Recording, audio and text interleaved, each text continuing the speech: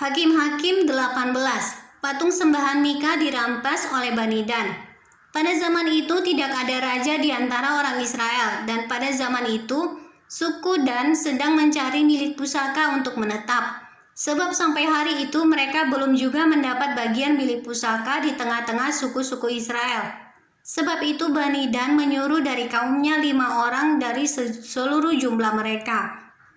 Semuanya orang-orang yang gagah perkasa yang berasal dari Zora dan Esitaol untuk mengintai negeri itu dan menyelidikinya serta berkata kepada mereka, "Pergilah menyelidiki negeri itu." Ketika orang-orang itu sampai ke pegunungan Efraim di rumah Mika, bermalamlah mereka di sana.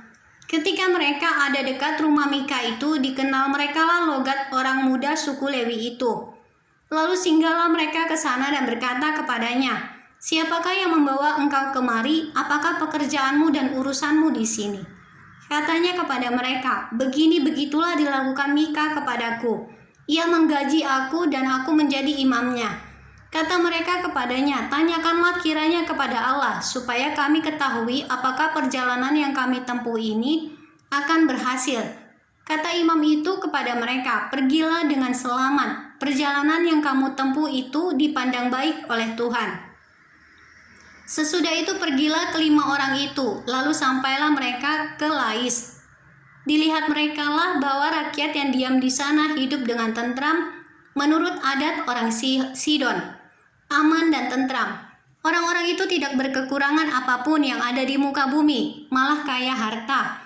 Mereka tinggal jauh dari orang Sidon dan tidak bergaul dengan siapapun juga. Setelah mereka kembali kepada saudara-saudara sesukunya di Zora dan Esitaol, berkatalah saudara-saudara sesukunya kepada mereka, "Apakah yang kamu dapati di sana?" Jawab mereka, "Bersiaplah, marilah kita maju menyerang mereka. Sebab kami telah melihat negeri itu dan memang sangat baik. Masakan kamu tinggal diam. Janganlah bermalas-malas untuk pergi memasuki dan menduduki negeri itu. Apabila kamu memasukinya, kamu mendapati rakyat yang hidup dengan tentram, dan negeri itu luas ke sebelah kiri dan ke sebelah kanan. Sesungguhnya Allah telah menyerahkannya ke dalam tanganmu. Itulah tempat yang tidak kekurangan apapun yang ada di muka bumi." Lalu berangkatlah dari sana dari Zora dan Esitaol 600 orang dari kaum suku Dan, diperlengkapi dengan senjata. Mereka maju lalu berkemah di Kiryat Yearim di Yehuda. Itulah sebabnya tempat itu disebut Mahane dan sampai sekarang letaknya di sebelah barat Kiryat Yearim. Dari sana mereka bergerak terus ke pegunungan Efraim dan sampai di rumah Mika. Lalu berbicaralah kelima orang yang telah pergi mengintai daerah Lais itu, katanya kepada saudara-saudara sesukunya, "Tahukah kamu bahwa dalam rumah-rumah ini ada efod, terafim, patung pahatan dan patung tuangan? Oleh sebab itu insafilah apa yang akan kamu perbuat." Kemudian mereka menuju ke tempat itu, lalu sampai di rumah orang muda suku Lewi itu, di rumah Mika, dan menanyakan apakah ia selamat. Sementara ke-600 orang dari Bani Dan yang diperlengkapi dengan senjata itu tinggal berdiri di pintu gerbang, maka kelima orang yang telah pergi mengintai negeri itu berjalan terus masuk ke dalam lalu mengambil patung pahatan, efod, terafim, dan patung tuangan itu. Adapun imam itu berdiri di pintu gerbang bersama-sama dengan ke-600 orang yang diperlengkapi dengan senjata itu.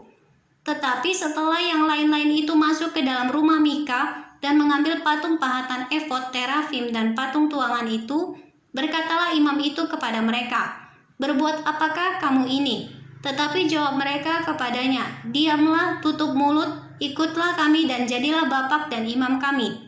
Apakah yang lebih baik bagimu, menjadi imam untuk seisi rumah satu orang, atau menjadi imam untuk suatu suku dan kaum di antara orang Israel?"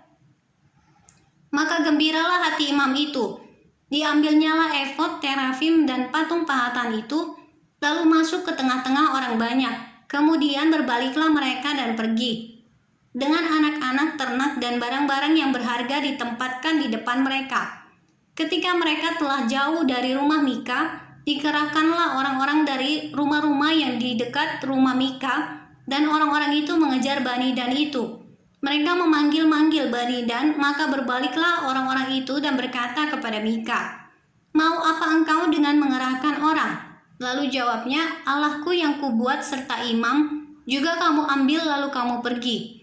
Apakah lagi yang masih tinggal padaku? Bagaimana perkataanmu itu kepadaku? Mau apa engkau?"